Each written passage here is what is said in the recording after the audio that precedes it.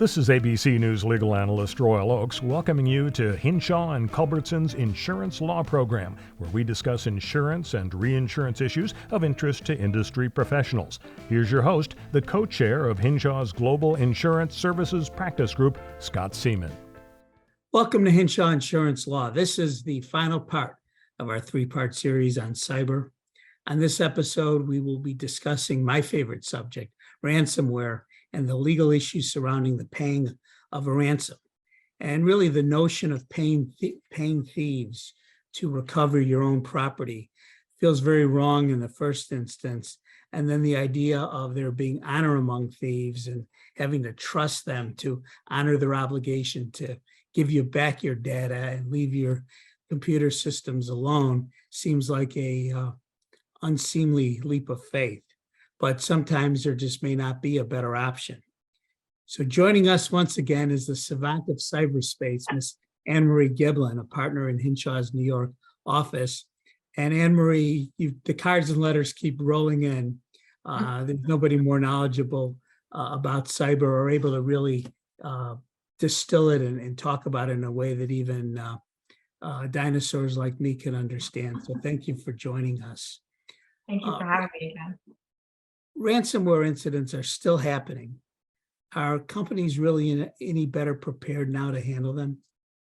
Yes and no. I'm seeing some new issues come up, which are interesting because the way to really prepare for ransomware, cyber hygiene, making sure your employees understand phishing attempts, making sure your firewalls and all your cybersecurity controls are really up to date, making sure you're segmenting and having your data stored in a certain way. These are all great ways to, even if you have a ransomware attempt or it actually happens, to minimize. The best way too is to have backups of all your data. They should be one-to-one backups, meaning that if you have something on your system stored in this file, your backup has that file specifically stored. So you're not searching through all your data, trying to reorganize it in the event that you need to back up again. And also making sure that your backup is housed away from your system, encrypted, password protected, and really secure. Now, what's happening, it's really interesting, is that companies have all these things in place. They have a ransomware event happen. And the secondary issue now is they don't want it to go public. And what's happening is that the criminals are actually saying, all right, well, we want you to pay the ransom. I don't need to pay the ransom. I have backups. I make sure all my data is secure. Go pound sand. And then they're like, all right, well, now we're going to release all your customers' data online. And that becomes a secondary ransom. And it's a really serious issue where companies now have to say, is it worth me to pay the ransom to avoid them releasing this data and then giving me a different type of risk? And those are really tough conversations. So even though companies are better prepared, the risk has become more dynamic and become more unique to these new secondary ransom issues. I was going to ask you, Anne-Marie, about double or triple authentication, which many companies are going to now, and it's required in many places. How effective is it? Because I'm becoming more and more convinced that the only person that my passwords keep out is me, because I forget them. That's actually a really common complaint. Getting a good password manager would help. But actually multi-factor authentication, which is really the second or three times that you need to authenticate yourself to sign on, is actually a baseline in cybersecurity, but it's also now becoming a baseline for legal liability. So even though multi-factor authentication won't stop all attacks, what it really does is provide speed bumps to make it more difficult for the attacker to get in. If you don't have it, that could actually cause you a lot of legal headaches because it has become a bare minimum type of thing. But multi-factor authentication is great, and especially if it's employed correctly and used correctly. There's a lot of different ways to do it now, but it is not a magic shield or a magic bullet to save all types of malware or cyber attempts. What are the legal issues surrounding payment of ransom? The largest one would be making sure that you're not paying someone that's on the OFAC list. So the way ransomware— OFAC stands for? The Office of Foreign Asset Control. So back in the day, I always used to say this to my mom, and she now taunts me with it. When you started first seeing ransomware come on the scene, there was essentially a gray area of legal liability because you are not supposed to share money from an anti-money laundering perspective or pay anyone that could be a crime or doing criminal things. So the Office of Foreign Assets and Control has a list called the OFAC list, where they list people that you can't do business with, you can't share money with. So it's mostly for financial institutions to make sure they're not giving bank accounts to these people or loans. It's for software providers to make sure they're not sharing our sensitive software with our adversaries or people that shouldn't have it. But now it's really important from a cyber perspective, because the problem is whoever is actually doing a ransomware on your system, there's a very good likelihood that they're a criminal. They're not doing this, for the goodness of their heart, and they're stealing money from you. So are they a criminal on the OFAC list? That's the largest risk. And essentially the way it always operated was there was a gray area. We don't know who it is. So we don't know if they're on the OFAC list, but what we'll do is remove ourselves from one level to have the provider pay it for us. So there's a lot of different providers that'll pay the ransom for you. And they were doing their own levels of checks. FinCEN and OFAC got wind of this, and the Treasury Department, and they released in 2020 a very clear guidance saying, we're aware that this is happening. We're aware that people are being paid, and it's not okay to just say, well, I didn't see them on the list. That's enough. You now actually have to go through compliance levels to see who's being paid, and also now check certain IP addresses and cryptocurrency wallets that are now included. So in some situations, you can't do that. There's just not enough information. You don't know who you're dealing with, and you have to take the risk. And it really depends then on that point of what your backups look like and what the criminal is threatening to do with data that has seized. So let's say the cyber thief is on the OFAC list, or otherwise you discover is a criminal. What can you do if you can't pay ransomware? There's a very limited option. So if you can't pay the ransom to the criminal, the best thing to do is get the FBI involved and see if they can help you. Now, understanding that the FBI actually has a lot of keys to these ransomwares, because they constantly see the same ones over and over again. So a lot of times if you go to the FBI and you say, this is the group that's targeting me and this is the type of ransomware that has been employed, they may have a key. If they don't, getting them involved so they can start looking and trying to decrypt it for you will be very helpful. If you don't have backups, and especially if you're in a critical sector like a healthcare organization or something where people's physical safety is at risk, your only option may be to pay the ransom. And in that situation, I normally recommend engaging a team that can do cryptocurrency tracing, so that when you actually pay the cryptocurrency to the criminal, they start maintaining an audit trail of where that cryptocurrency is running through our financial system to give it to law enforcement to make it a little more palatable that you need to pay the ransom. You should also document why you need to pay the ransom. Now, this is where it can get really tricky, because if you're documenting, I need to pay the ransom because I don't have proper backups and my cybersecurity controls weren't in check, that could be a different form of legal liability risk. That's why it's really important to think about these things beforehand and have a plan in place and have your systems in place to try to avoid these really thorny and difficult questions in the midst of a cyber incident. If you want to document, are you better off documenting, rather than the lack of sufficient security, documenting the purpose or the harm that will result to third parties if you don't pay the ransomware?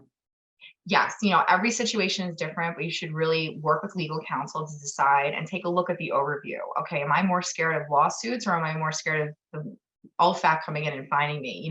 Taking a harm of, or am I scared that someone's going to get hurt? I'm in a hospital, all my systems are frozen up, and someone could die. In that hierarchy, making sure you save someone's life comes first, and then everything else you deal with after. And it's really more of saying, what was my reasonableness to having to pay this ransom in light of all of what I knew?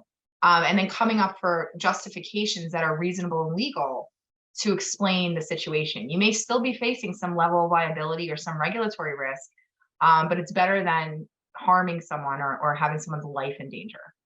So if you're in a situation where you've got somebody that's on the OFAC list, for example, and yet you feel that there are great reasons why you nonetheless have to pay ransom, are you better off approaching law enforcement?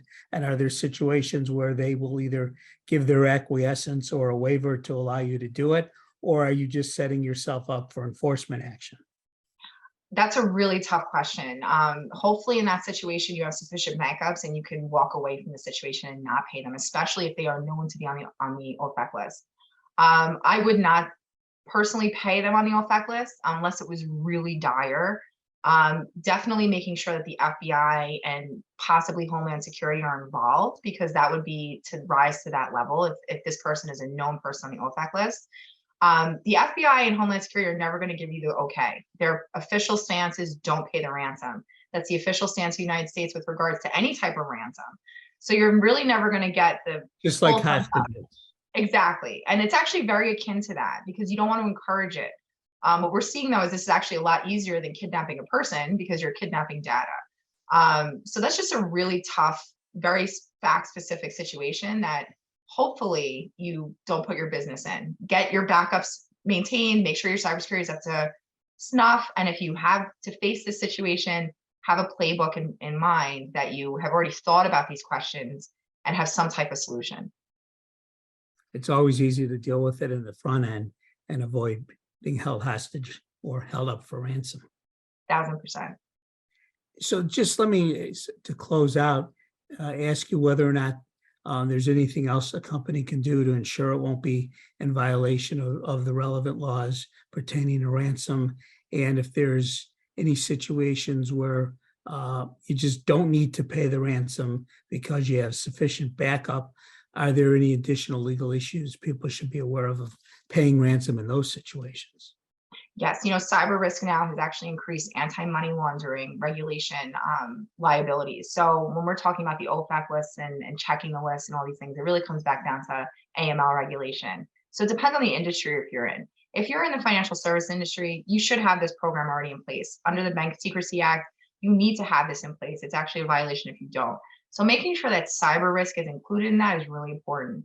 Another thing is identifying whether or not you would have to file a suspicious activity report underneath AML regulations with regards to cyber. Again, in financial services, the answer is probably yes. Even for intrusions that don't rise to the level of an actual incident, you, in most cases, have to file a SAR to make sure that the authorities are aware of what's going on. They want to start heat mapping this and see who's being attacked.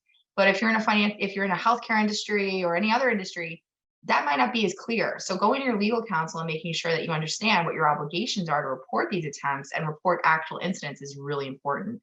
And again, making sure that your backups are sufficient, regularly updated, housed away from your system. One of the things that we're seeing in ransomware, especially as ransomware as a service, is the first thing they do is they gain access to your system. They hunt around, find your backups, and they encrypt those first. That's a really bad day. So you want to make sure that a hacker can't worm their way through your system very easily to get to your backups. Your backups need to be off system, definitely stopgapped and segmented away from your system. And the access controls on those needs to be really tight. And beyond that is really thinking ahead, making sure that you understand this risk, having vendors ready to go that can help you guide through it, especially vendors that do cryptocurrency analysis and can trace this money for you.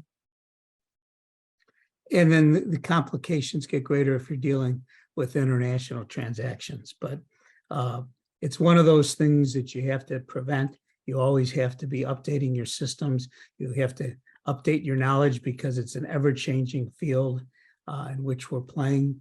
And Anne-Marie, nobody plays in the field better than you. So even though this is part 3 of the 3-part series, we're going to drag you back here to talk about cyber issues some more in the future. But thank you so much for joining us. Thank you for having me. This has been so much fun. Thank you. And thanks again, ladies and gentlemen, for joining us on Hinshaw Insurance Law. The information on our insurance law program is provided for general information purposes only. Nothing stated on the program constitutes legal advice or creates an attorney-client relationship. You should consult directly with an attorney of your choosing if you'd like to obtain any advice with respect to any claim, case, or matter. Any views expressed are those of the guests and are not necessarily the views of Hinshaw Culbertson or any of its clients.